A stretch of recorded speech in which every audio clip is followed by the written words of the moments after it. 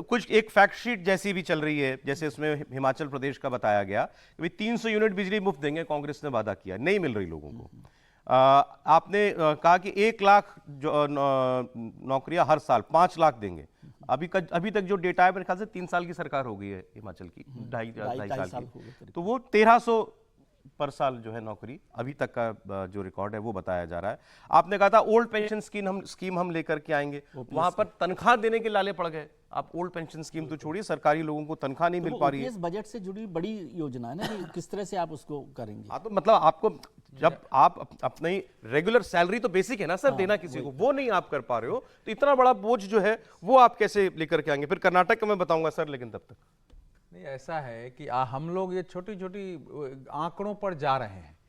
Basic आंकड़ा ये है कि इस समय देश का कोई भी राज्य राजस्व में सरप्लस नहीं है। ज्यादातर राज्य जबरदस्त घाटे के शिकार हैं। ज्यादातर राज्यों को अपने कर्मचारियों तक के वेतन देने के लिए हर महीने कहीं न कहीं 2-3 विभागों के पैसे काट के इधर देने पड़ रहे हैं, उधर देने पड़ रहे हैं। इसमें देश के विकसित कहे जाने वाले राज्य भी शामिल हैं। यह है भारत का सिचुएशन। तो अब इसमें बात करते हैं। देखिए, मैं यहां से शुरू करूंगा कि महात्मा गांधी जी ने कहा था कि मैं अपने देश में किसी को चोरी करने की इजाजत तो दे सकता हूं, लेकिन मुफ्तखोरी की इजाजत स्वतंत्र भारत में मैं नहीं दूंगा। आप ध्यान रखिए, चोरी की इजाजत दे सकता हूं लेकिन मुफ्तखोरी करने की इजाजत नहीं दूंगा। जब उनके आश्रम में आते थे, सरोजनी नायडू आई थी, बहुत संपन्न थी, तो पहले उन्होंने कहा कि जाके शौचालय साफ करो, बाल्टी दिया। जो भी नेहरू जी भी जाते थे तो उनको भी वहां शौचालय साफ करने से लेकर झाड़ू लगाओ बिना परिश्रम के नहीं मिलना चाहिए। तो इस ढंग से भारत के निर्माण की कल्पना थी। लेकिन वोट की जो प्रतिस्पर्धा है, चूंकि आपके पास, जब हमारे नेताओं के पास दूरगामी विजन नहीं होता है, देश की बड़ी कल्पना नहीं होती है और ये समझते नहीं है कि मुफ्तखोरी कहां ले जाएगा, तब यहां तक शुरू होती है।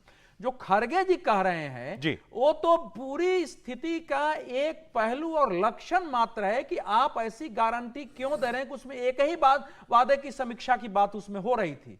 लेकिन कर्नाटक इस समय 5 लाख करोड़ के घाटे में है।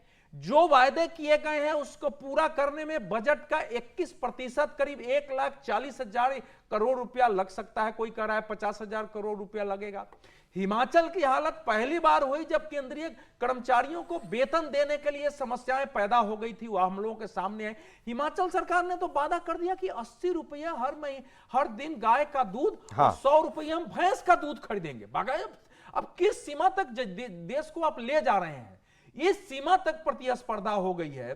तो खड़गे जी कह रहे थे कि भाई अब तो हम महाराष्ट्र में, मुंबई में और नागपुर में हम करने वाले हैं, अब सोच समझ के गारंटी अभी देंगे, इसलिए हमने रोक के रखा है कि राज्यों को क्या अनुभव आए। तो राहुल गांधी से पूछा जाना चाहिए ना कि आप जो हर खटाखट 8,000 महीना कह रहे थे, पिछले गरीबी पर मार 72,000 कह रहे थे, हमारी सरकार बनी और ये 10 गारंटी हम लागू करेंगे, ये हम 5 गारंटी लागू करेंगे। उनके इर्द गिर्द जो लोग हैं, जो मैं बार बार कह रहा हूं कि अल्ट्रा सोशलिस्ट, अल्ट्रा लेफ्टिस्ट, जिन लोगों ने सोनिया गांधी की सलाहकार परिषद में बन के और भारत के विरुद्ध जो 3 बड़ी योजनाएं लागू कराई, जिसको आज भी गरीबी, उसमें एक फूड सिक्योरिटी बिल था, उसको अभी तक लोगों ने नहीं समझा है कि उससे देश की दशा कहां पहुंच गई है। उसमें एक मनरेगा था।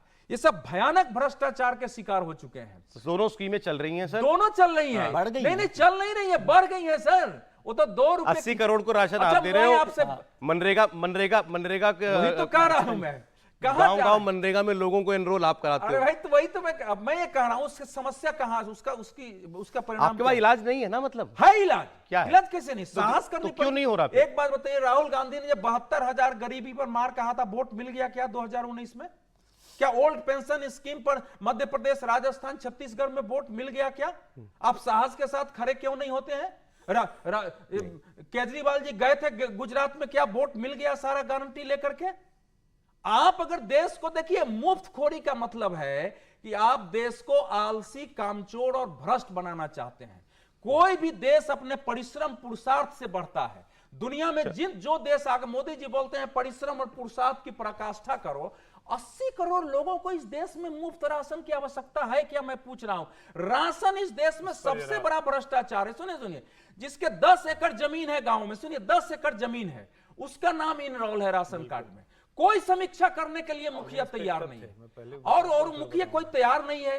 तो समस्या यहां तक आ गई हुई है कि अब पॉलिटिकल पार्टियां अगर इस पर नहीं सोचेंगी और देश के सुविज्ञ लोग नहीं सोचेंगे और जन कल्याण के नाम पर इस प्रकार से होता रहेगा, तो आपका देश एक दिन वैसे ही होगा जैसे सोवियत संघ ध्वस्त हो गया मुफ्तखोरी में।